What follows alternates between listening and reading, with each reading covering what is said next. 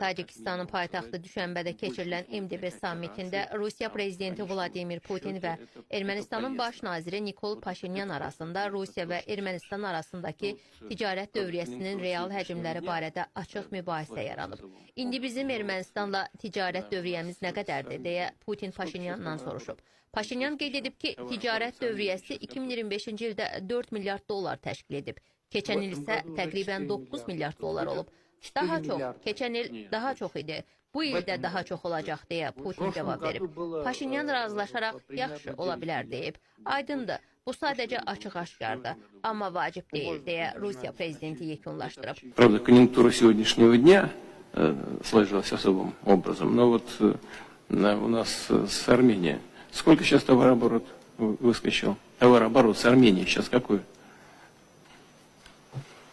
В этом году уже 4 миллиарда. Сколько? 4 миллиарда. Нет, больше. В этом году? Да. Больше? В прошлом году было примерно 9 миллиардов. Больше. В прошлом году было больше, и в этом году будет больше. Ну, может быть, очевидно. Это очевидно просто. Но неважно.